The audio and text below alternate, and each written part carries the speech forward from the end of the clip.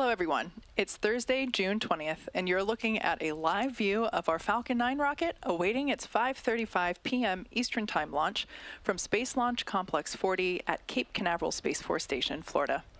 My name is Kate Tice. I'm a Senior Engineering Manager here at SpaceX, and I'm joining you from our headquarters in Hawthorne, California. Welcome to our live launch coverage of the Astra 1P mission on behalf of our customer, SES. Today's launch marks SpaceX's 62nd mission of 2024 and the 346th overall Falcon 9 mission to date. Now, as some of you may recall, SES was one of SpaceX's earliest customers and has been a key partner for us over the years.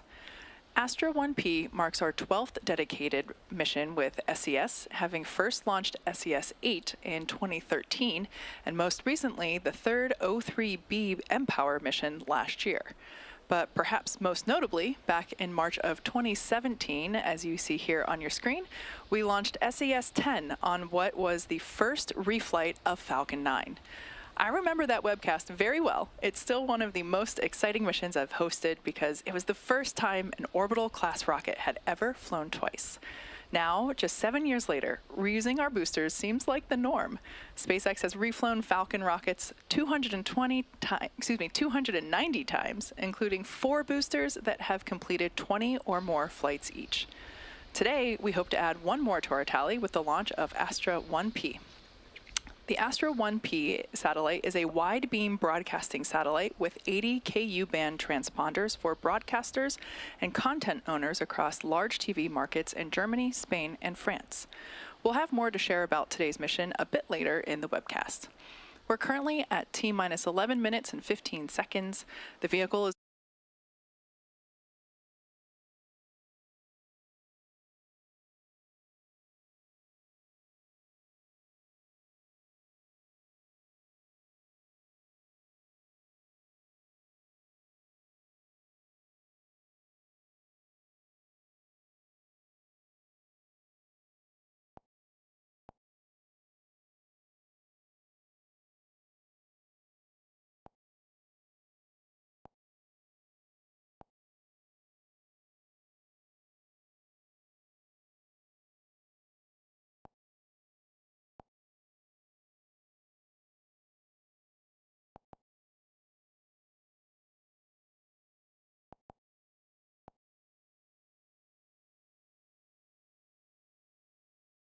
Today's booster will be flying for the 9th time, having previously supported Axiom 2, Axiom 3, CRS-30, Euclid, and 4 Starlink missions.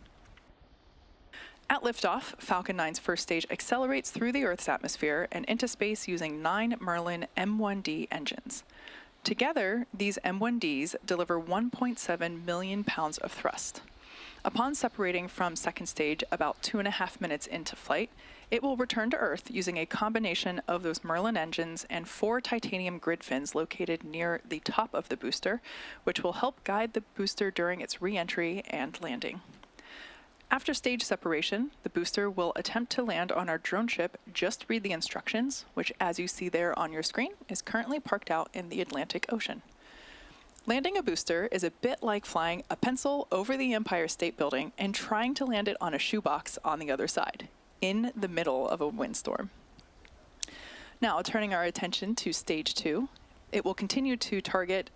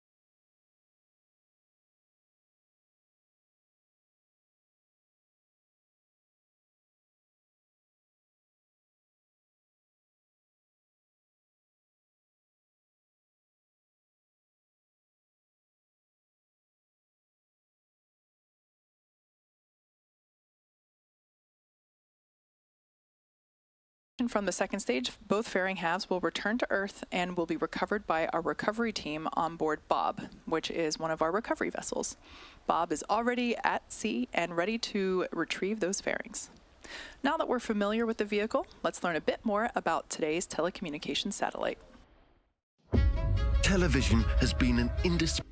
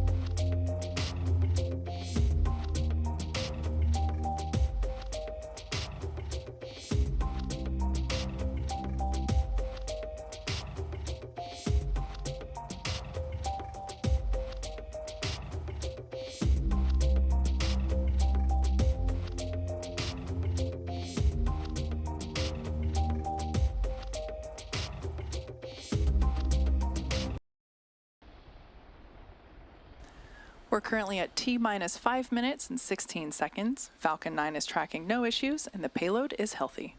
The vehicle has been loading propellant since T-minus 35 minutes, and that will complete at T-minus 2 minutes.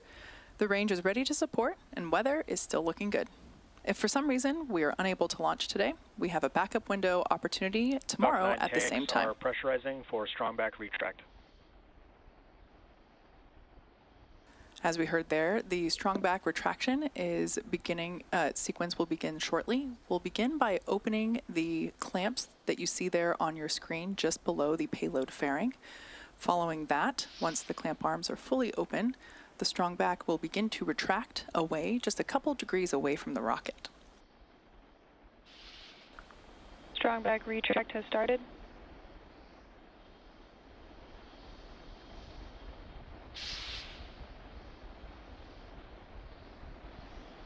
We can see those clamp arms opening now.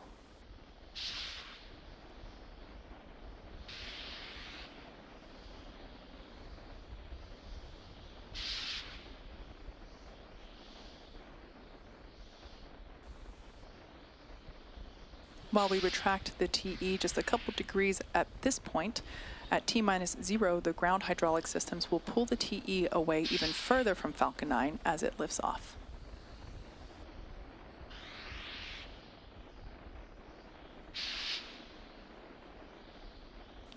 The first stage is connected to a launch mount at the base of the TE, but the structure is hinged and, as you can see, retracts away from the vehicle in preparation for launch.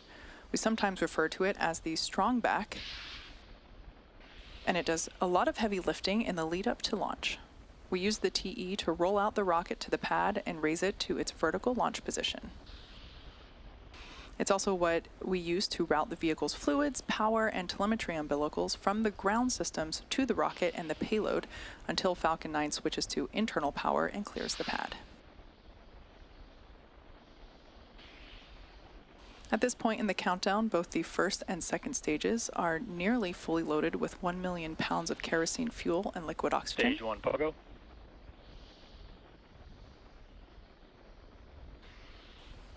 First stage is finishing up its LOX load now. Stage 1 LOX load complete. And there we just heard the call out that is now complete. We expect to hear that second stage LOX load is complete at T-minus 2 minutes. The white clouds that we'll begin to see around the vehicle is the chilled gas, which is above the LOX tank, and we vent that overboard to maintain the vehicle pressure in the tank as needed. And when that vented oxygen comes out into the air, the humid Florida air condenses into clouds and water.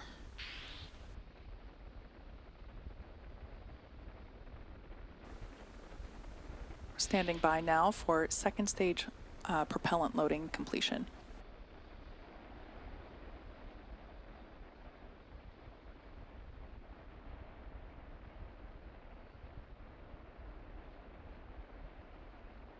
Stage 2 LOX load complete. And with that call out, Falcon 9 is now fully loaded with nearly 1 million pounds of propellants. Now at T-minus 60 seconds, we'll hear the call out that Falcon 9 is in startup.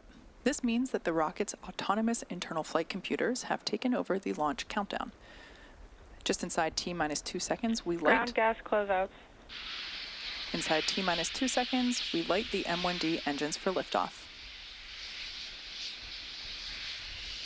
The Astra 1P satellite continues to be healthy, and the Falcon 9 team still tracking no issues on the rocket.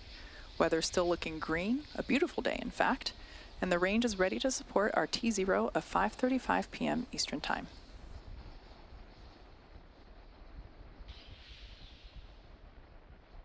Falcon 9 is in startup.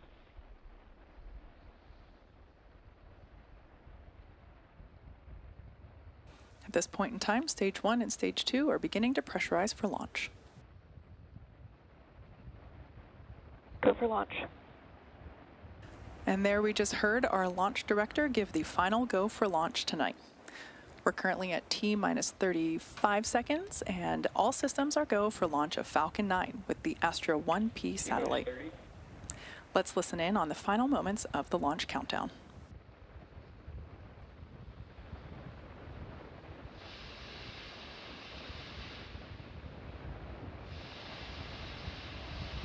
T-minus 15. T-minus 10, 9, 8, 7, 6, 5, 4, 3, 2, 1. Ignition. And liftoff. Go SpaceX, go Astra 1P.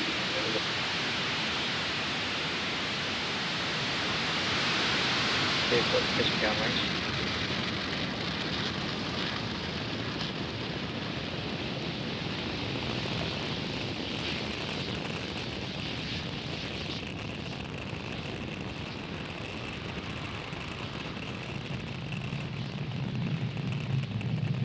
We're at T-minus 30, or excuse me, T-plus 33 seconds and counting. Falcon 9 has successfully lifted off from Space Launch Complex 40, carrying the Astra 1P satellite. After clearing the tower, we tilted or gimbaled the engines to initiate a roll maneuver. Power and telemetry nominal. And you may notice that in the Stage 1 camera view. This enables the vehicle's antennas to stay in the best position for communicating with the ground. In just a few seconds, we're going to be throttling down the engines in preparation for max Q, which stands for the maximum moment of maximum aerodynamic pressure.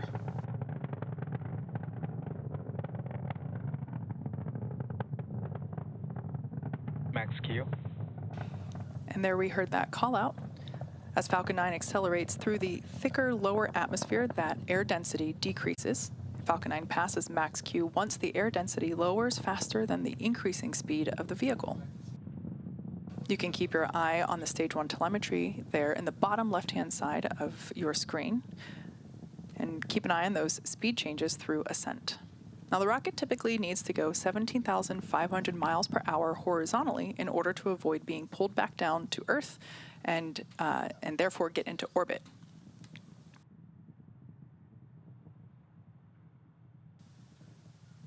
In about 30 seconds, we're going to have 3 events coming up that will happen all in succession quite quickly, starting with main engine cutoff, followed by stage separation and second engine start 1, or SES-1, not to be confused with today's customer, SES.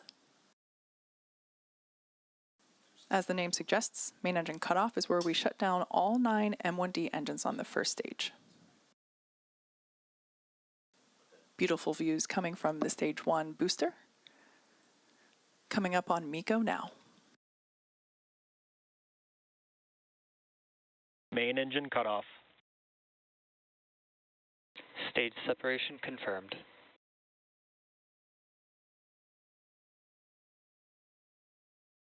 MVAC ignition.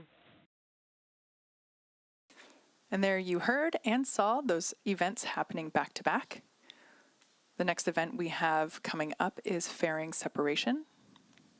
We will attempt to retrieve, we will be attempting to retrieve these fairing halves once again as they fall back to Earth, and we will do so with our recovery vessel, Bob.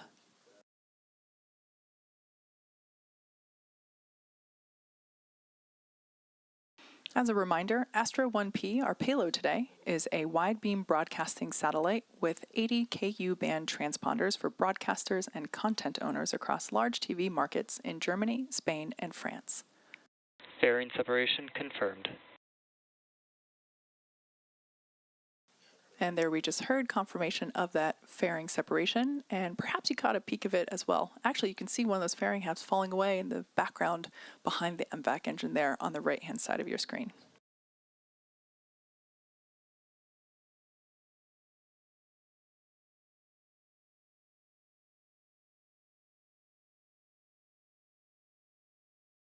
Nominal trajectory.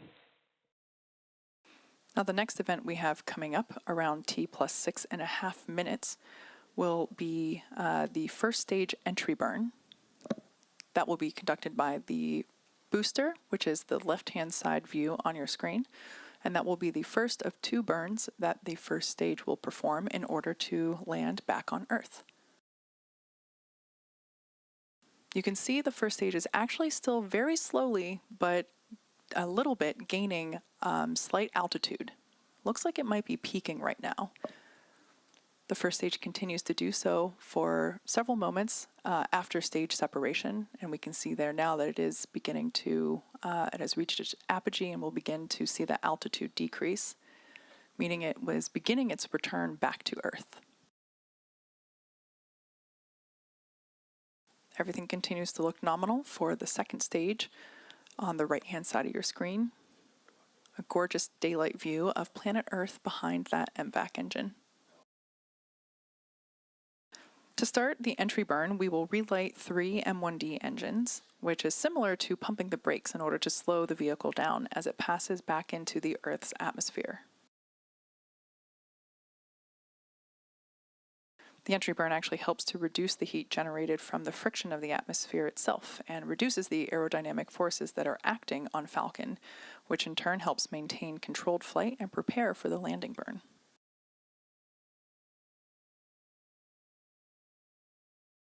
Less than a minute until that entry burn. During that entry burn, Falcon 9 is decelerating by firing its Merlin engines, as I said, but still obviously moving very fast. This causes the vehicle to fly through the exhaust gas of the Merlin engines, and that deposits a layer of soot on the vehicle's surface.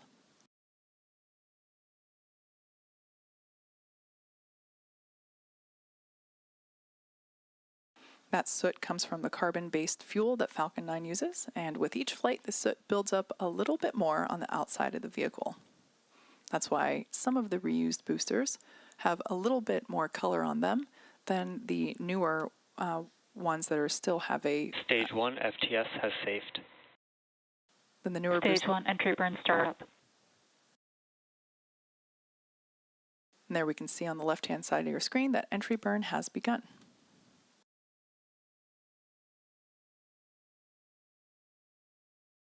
We can see that speed really decelerating now on the left-hand, in the bottom left-hand corner of your screen.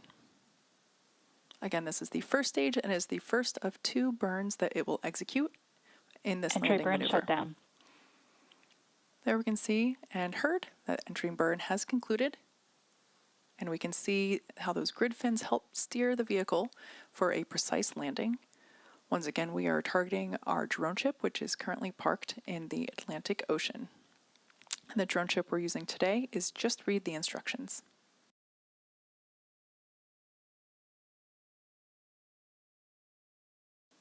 Less than a minute for landing of the first stage booster. Everything continues to look great for the second stage, carrying the Astra 1P satellite.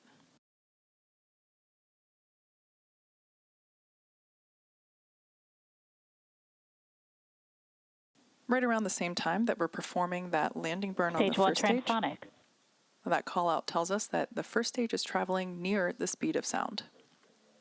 Now, right around the same time as the landing burn, we're going to hear a call out for MVAC shutdown, or SECO, second engine cutoff 1. Stage 2 FTS has safed. Terminal guidance. It looks like we have a pretty clear view of the targeted landing area, so if you look closely, you might be able to see our drone ship come into view. Stage 1 landing burn. There we can see the drone ship in picture. Landing burn initiated.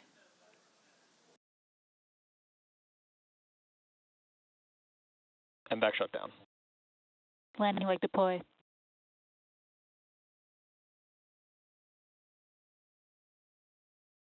Stage 1 landing confirmed. An incredible view from two different angles. As you can see, Falcon 9 has landed once again, marking our 320th successful landing of an Orbital class rocket, including first stage landings for Falcon 9 and Falcon Heavy. It's also the 250th time that we've recovered a booster on a drone ship. Pretty cool. Now, while all of that excitement was happening, we also had great news on the second stage. We heard confirmation of SECO 1, and we also heard confirmation of good orbit. So that tells us that we've got nominal orbital insertion. At this point, we're going to go into a coast phase, and it will last about 18 minutes. When we return, we'll have a handful of events happening, starting with second engine start 2 and second engine cutoff 2. And those events will be followed by a 7-minute coast. And finally, payload deploy around T plus 35 minutes, just before T plus 35 minutes, in fact. So stick around and enjoy some space tunes in the meanwhile.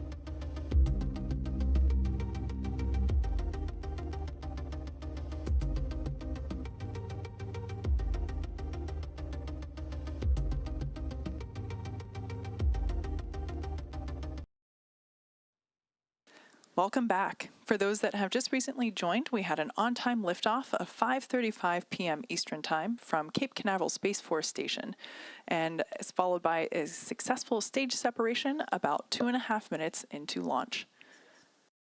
As you can see, the second engine has reignited for its second ignition, or SES-2, second engine start 2.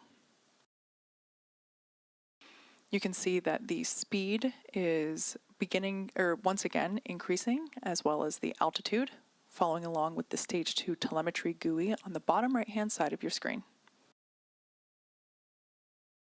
This will last another few seconds. This was just a short 1-minute burn of the MVAC engine.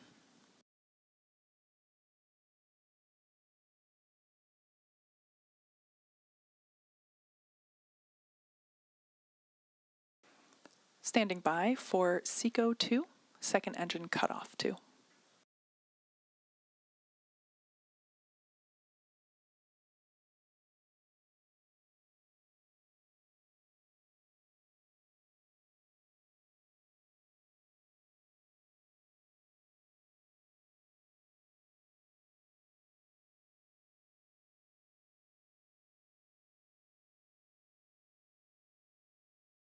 Good orbit insertion.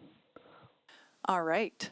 As you can see on your screen, we did have successful cutoff of that MVAC engine, and we also heard the call out there for a good orbit. Right now, we are going to await the final milestone for today's mission, of course, spacecraft separation. We're going to go into another short 7-minute coast, and for now, we will see you back here at T plus 34 minutes for deployment of Astra 1P.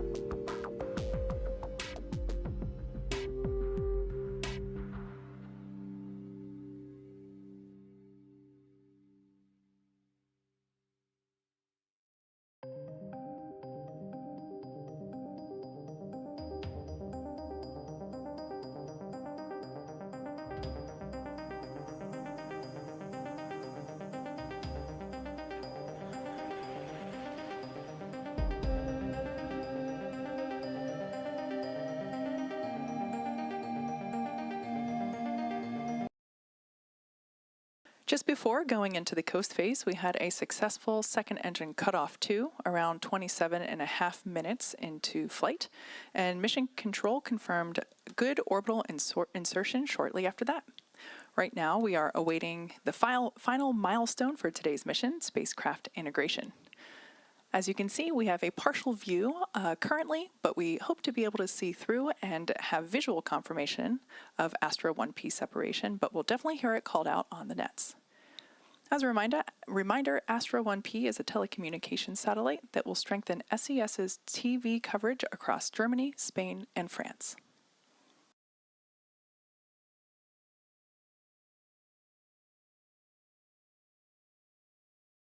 SES-24 deploy confirmed. All right. We saw slight visual confirmation, but definitely heard that call on the nets, telling us that we had a successful deployment of Astra 1P. All of us here at SpaceX would like to thank our customer SES for entrusting us with today's mission. We'd also like to thank the Range and Federal Aviation Administration for their support. If you're interested in more launch coverage, be sure to check spacex.com/launches for the most up-to-date information. And before we go, as many of you know, June is Pride Month and is a time to recognize, honor, and celebrate the contributions of those within the LGBTQ+ community. And yesterday was Juneteenth, a powerful day in American history that marks the emancipation of enslaved people in the United States. SpaceX celebrates both Pride and Juneteenth with our employees and our community. We'd like to wish everyone a happy Pride Month and a belated Juneteenth. That will conclude our webcast coverage of the Astra 1P mission. Thank you for tuning in, and see you next time.